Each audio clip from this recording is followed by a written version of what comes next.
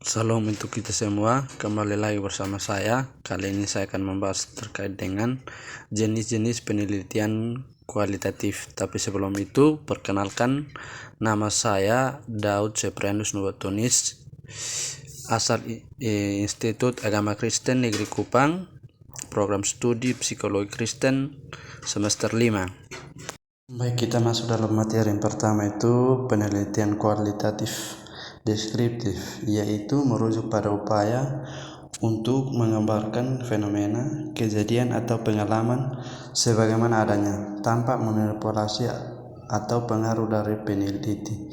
Tujuannya adalah untuk memahami dan menangkap realitas secara mendalam, biasanya melalui pengumpulan data dari wawancara, observasi atau dokumen. Pendekatan deskriptif dalam kualitatif tidak sekedar mencatat apa yang terjadi, tetapi berusaha menggali konteks, makna, dan komposisi dari fenomena yang diteliti. Penelitian ini sering kali berfokus pada bagaimana dan mengapa sesuatu yang terjadi, dibandingkan dengan kuantitas yang lebih fokus pada pengukuran statistik. Di sini ada beberapa ciri-ciri penelitian deskriptif dalam penelitian kualitatif, yaitu kontekstual, yang menggambarkan fenomena dalam konteks tertentu seperti budaya, lingkungan sosial, atau latar belakang individu. Yang kedua itu berfokus pada makna, yang menyelidiki bagaimana individu atau kelompok memberikan makna terhadap fenomena yang dialami. Yang ketiga, fleksibel dan terbuka. Proses pengumpulan data dapat berubah sesuai dengan temuan awal atau wawancara dengan peneliti berlangsung. Yang terakhir, detail dan mendalam, yaitu pengajian data biasanya kaya dan detail untuk memberikan gambaran yang utuh tentang fenomena yang diteliti. Yang berikut itu fenomenologi. Dalam penelitian kualitatif adalah pendekatan yang bertujuan untuk memahami dan menggambarkan esensi pengalaman subjektif seseorang terhadap fenomena tertentu. Pendekatan ini berfokus pada bagaimana individu memberi makna pada pengalaman mereka dari sudut pandang pribadi tanpa interpretasi dari luar. Fenomenologi berasal dari filsafat Edmund Husserl yang menekankan pentingnya memahami pengalaman secara langsung dan tanpa prasangka. Dalam ciri-ciri fenomenologi ada beberapa aspek, yaitu yang pertama pengalaman subjektif, yaitu penelitian fenomenologi berusaha untuk menggali pengalaman pribadi individu dan bagaimana mereka memaknai fenomena tersebut. Peneliti harus berusaha untuk menunda asumsi mereka sendiri agar dapat menangkap perspektif subjek secara murni. Yang kedua, makna dan esensi, yaitu fokus utama fenomenologi dalam mencari esensi atau inti dari pengalaman. Esensi ini adalah pemahaman yang mendalam tentang sifat fundamental dari pengalaman tersebut yang universal bagi semua yang mengalaminya. Yang berikut deskripsi mendalam. Peneliti fenomenologi seringkali melibatkan pengumpulan data yang kaya dan mendetail, biasanya melalui wawancara mendalam untuk memahami bagaimana individu merasakan, memahami, dan bereaksi atas suatu pengalaman. Yang berikut reduksi fenomenologis, yaitu proses di mana peneliti berusaha menghilangkan asumsi atau biasanya mungkin mempengaruhi interpretasi mereka. Ini membantu peneliti untuk lebih fokus pada pengalaman subjek sebagaimana ada.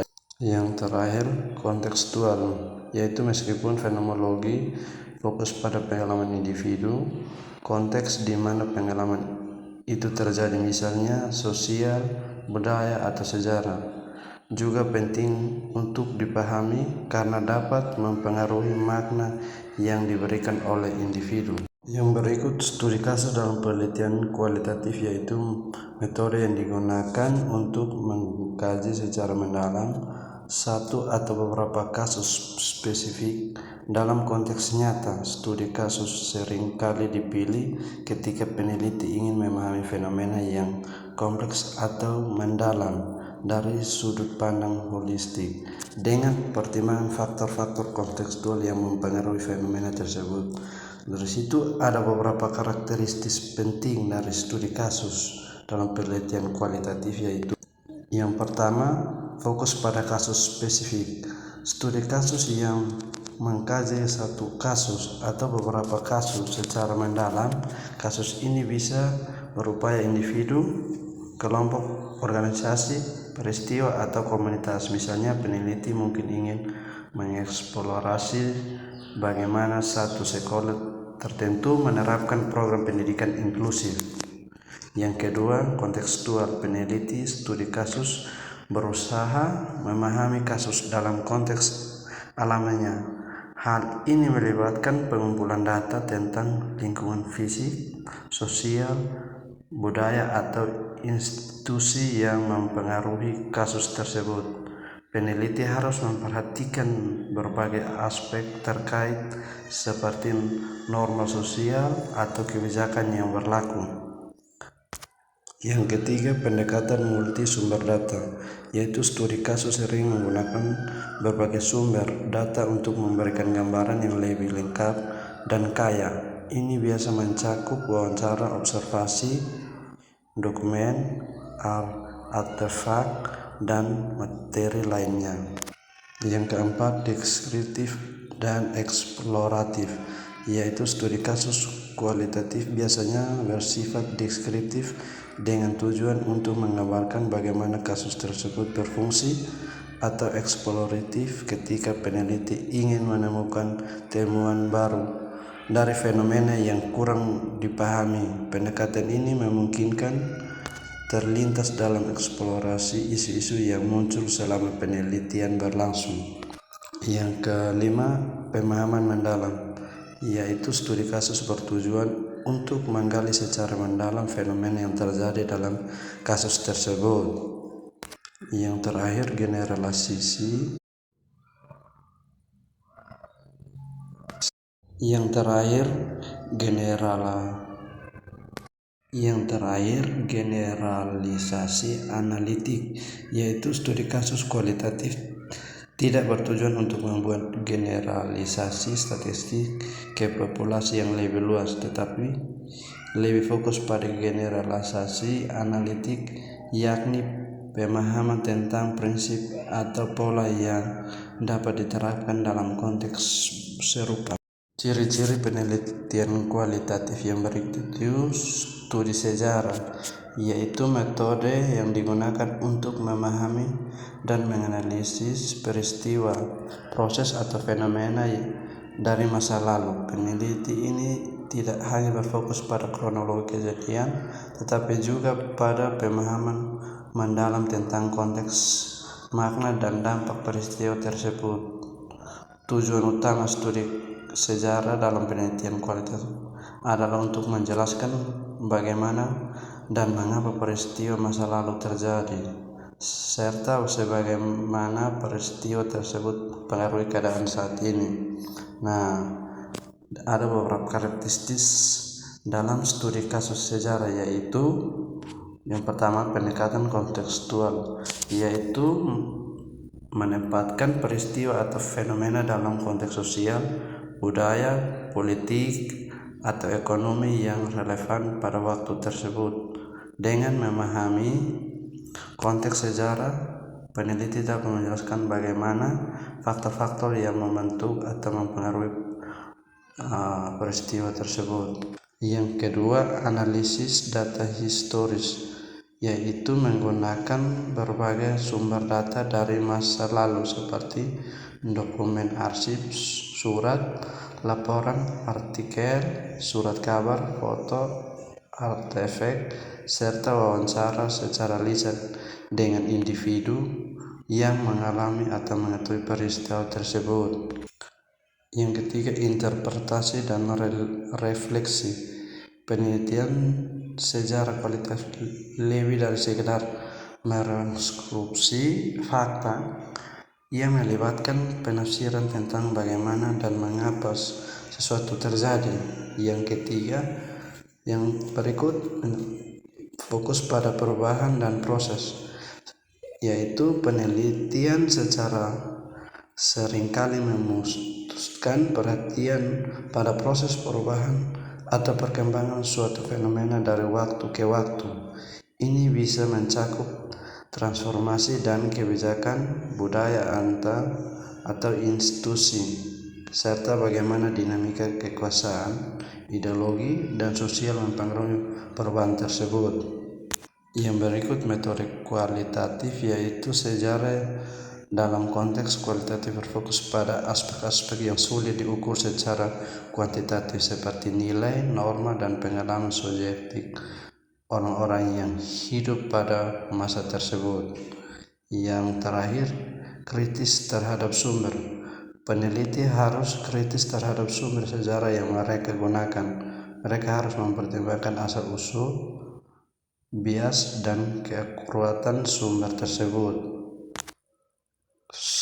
Studi sejarah dalam penelitian kualitatif biasa melibatkan penelitian tentang perubahan sosial yang terjadi selama masa kolonial, bagaimana kebijakan tertentu dikembangkan dan diterapkan di suatu negara, atau bagaimana suatu gerakan sosial berkembang seiring waktu. Yang berikut ciri-ciri etnografi dalam penelitian kualitatif, yaitu metode yang digunakan untuk mempelajari dan menggambarkan budaya, perilaku, dan kehidupan sehari-hari suatu kelompok atau komunitas. Etnografi fokus pada pemahaman dan cara pandang dan praktis kelompok sosial yang diteliti melalui observasi langsung, partisipasi, serta interaksi jangka panjang. Di sini juga ada beberapa ciri-ciri utama etnografi, yaitu observasi partisipatif, yaitu terlibat secara langsung dengan kehidupan sehari-hari dari kelompok yang diteliti. Yang kedua, peneliti lapangan jangka panjang, yaitu etnografi biasa dilakukan dalam jangka waktu yang lama, seringkali berbulan-bulan hingga bertahun-tahun, agar peneliti dapat memahami perubahan dinamis dan konteks dari budaya atau kelompok tersebut. Yang berikut, pendekatan holistik, yaitu berusaha menggambarkan kehidupan kelompok secara menyeluruh. Peneliti hanya fokus pada satu aspek tertentu, tetapi pada seluruh kelompok aspek kehidupan seperti sistem kepercayaan, struktur sosial, ekonomi, adat istiadat, dan hubungan sosial. Yang kontekstual dan kultural, yaitu etnografi pentingnya memahami perilaku dan praktik kelompok dalam konteks budaya mereka sendiri. Yang berikut, data kualitatif yang kaya, yaitu menghasilkan data yang mendalam dan kaya melalui catatan lapangan, wawancara yang mendalam, rekaman audio atau video, serta analisis efek budaya. Yang berikut, refleksivitas peneliti, yaitu menyadari bahwa kehadiran mereka dapat mempengaruhi dinamika kompleks sosial. Oleh karena itu, refleksivitas yakni kesadaran dan penilaian diri tentang bagaimana kehadiran mereka mungkin mempengaruhi hasil penelitian adalah penting. Yang terakhir, emik dan etik. Dalam etnografi ada dua perspektif utama, perspektif emik atau pendekatan dari sudut pandang partisipasi, yaitu bagaimana anggota kelompok melihat dunia mereka, dan perspektif etik, yaitu pendekatan dari sudut pandang peneliti atau pengamat eksternal. Etnografi dalam penelitian kualitatif dalam pendekatan yang mendalam dan holistik untuk memahami budaya atau kelompok sosial dalam konteks alami mereka ini memberikan wawasan tentang bagaimana individu dan kelompok berinteraksi, memberi makna dan pengalaman mereka, dan membentuk kehidupan sosial mereka dalam kerangka budaya. Mungkin sekian dari hasil penjelasan saya terkait dengan ciri-ciri penelitian kualitatif pada saat ini. Mungkin ada yang salah, mohon dimaafkan, karena yang sempurna hanyalah milik Tuhan. Sekian dan terima kasih. Salam.